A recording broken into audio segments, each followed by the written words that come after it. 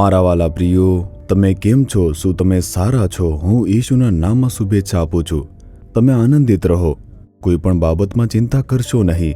જો કે આટલી મહેનત કરીએ છીએ, ખૂબ પ્રયત્નો કર્યા તો પણ કશું થઈ રહ્યું નથી, આવી રીતે વિચારીને નિરાશ છો, આવી રીતે વિચારીને પરેશાન છો, મને ખબર નથી કે શું કરવું. તમે બિલકુલ ડરશો નહીં. પ્રભુનું વચન તમે ધ્યાનથી સાંભળો અને તેને પ્રાર્થના કરો, બધું જ બરાબર થઈ જશે. ઠીક છે? સારું. આજે પ્રભુનું વચન શું છે આવી રીતે વિચારી રહ્યા છો? નીતિ વચનો 22મો અધ્યાય તેની 4થી કલમ જુઓ. ધન, આબરૂ તથા જીવન એ નમ્રતાના અને યહોવાના ભયના ફળ છે. માણસને જે આશીર્વાદ ખરેખર જોઈએ છે તે છે ધન, સન્માન અને જીવન. અને બાઇબલ ત્રણેયનું વચન આપે છે કે તે આપણને આપશે. તમને ધન જોઈએ છે કારણ કે પૈસા વિના કશું પણ કરી શકાતું નથી.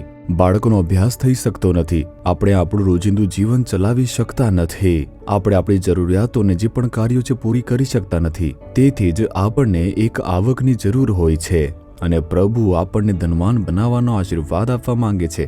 આપણે લોકો ગરીબ રીતે જીવીએ એ પરમેશ્વર ઈચ્છતા નથી. આપણે ધનવાન અને સંપૂર્ણ રીતે આશીર્વાદિત બની જઈએ, આમ પ્રભુ ઈચ્છે છે. એટલા માટે જે ઈશુ ધનવાન હતા તે સંસારની અંદર એક દરિદ્ર બનીને આવ્યા, જેથી આપણે ધનવાન બની શકીએ. આવી રીતે બાઇબલનું વચન કહે છે. તેથી ધન આપણને શું આપે છે? મહિમા. કેટલાક લોકોને કાર્યસ્થળમાં માન મળતું હોય છે, પરંતુ ઘરની અંદર માન નથી મળતું.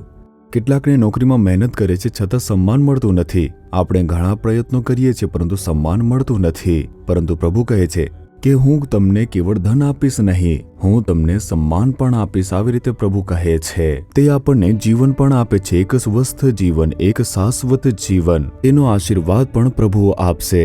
તે બધું કોને આપશે ખબર છે? જેઓ નમ્ર છે તેઓને આપશે. વચનો પહેલો ભાગ કહે છે જે લોકો નમ્ર છે અને પ્રભુનો ભય રાખે છે તેમને તે આપશે. જો તમે ગર્વથી ચાલો છો તો પ્રભુ તમારો પ્રતિકાર કરશે. તમારે ક્યારે પણ પૈસા પર, જાતિ પર અભિમાન ન રાખવું જોઈએ. તે બધાની જરૂર નથી.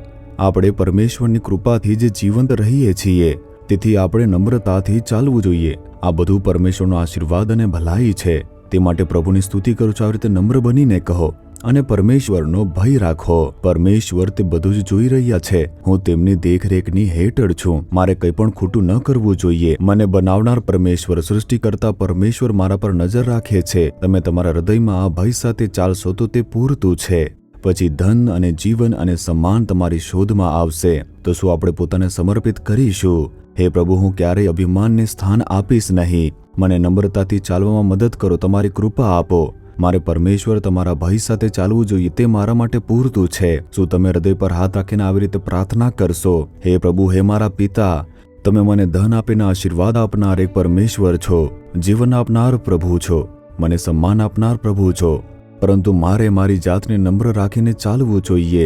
મારા હૃદયમાં કોઈ અભિમાન ન આવવા દો. મેં પ્રભુના ભય સાથે જીવવામાં મદદ કરો. ઈશુના નામમાં હું પ્રાર્થના કરું છું પિતા. Amen, amen. Jesus redeems Gujarati YouTube ચેનલને સબસ્ક્રાઇબ કરો. દરેક નવા કાર્યક્રમની માહિતી મેળવવા માટે બેલ આઇકન પર ક્લિક કરો.